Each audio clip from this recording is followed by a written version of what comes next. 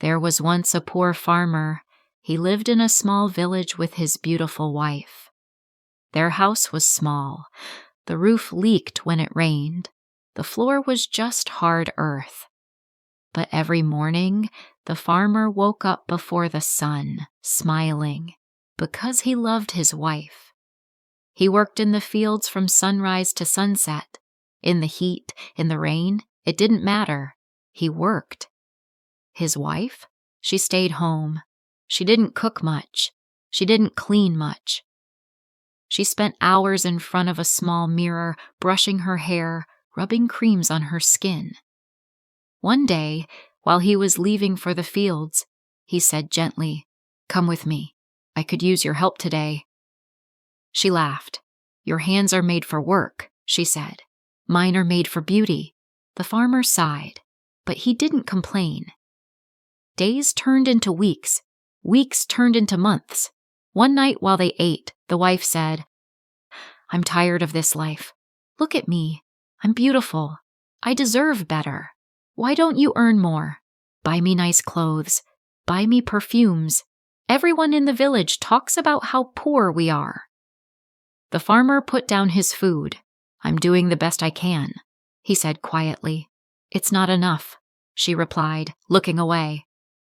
From that day, the farmer worked even harder. He took extra jobs, carrying sacks at the market, fixing fences for neighbors, anything for a few more coins. He came home late, tired, his hands sore from work, but his wife never asked, "How was your day?" She only asked, "Did you bring the money?" One morning, the wife didn't get out of bed. Her face was pale. "I feel weak," she whispered. The farmer ran to get medicine, but they couldn't afford much. He stayed by her side, feeding her, holding her hand. Days passed. She didn't get better. One night, she called his name softly. He sat beside her. She smiled faintly. "I'm so tired," she whispered. And before he could answer, her hand slipped from his. She was gone. The farmer didn't eat. He didn't sleep.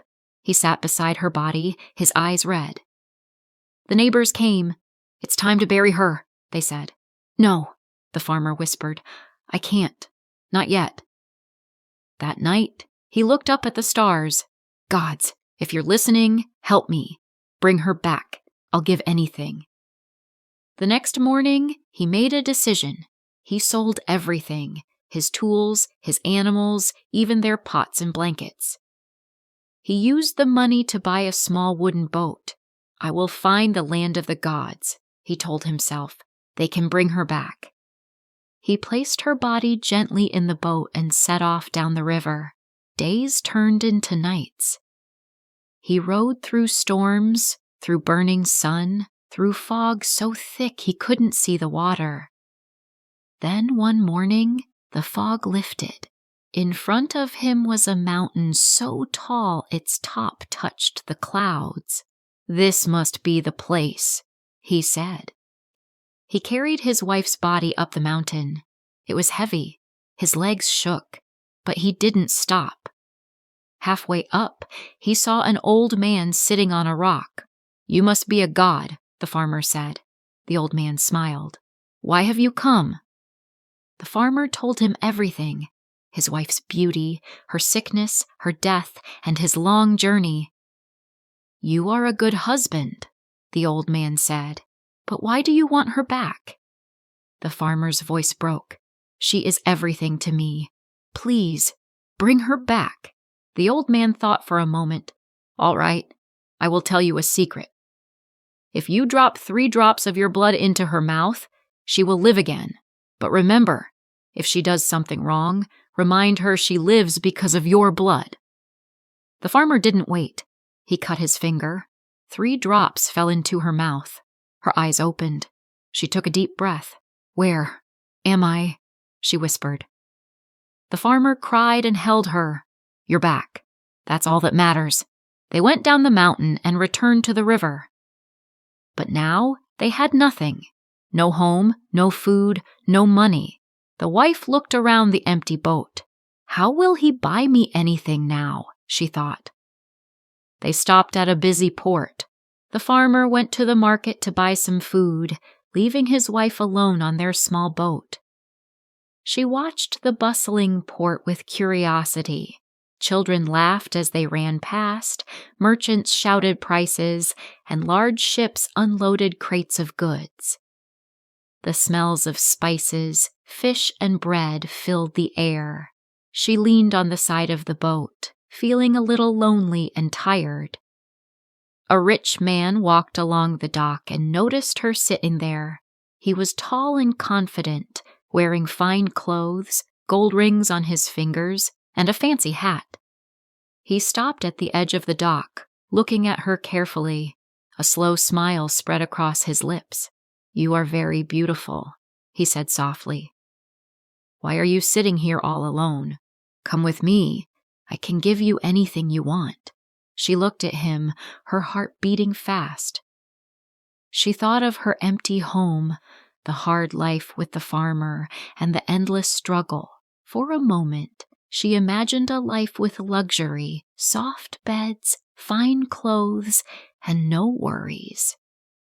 She didn't think about the farmer's love or his sacrifice.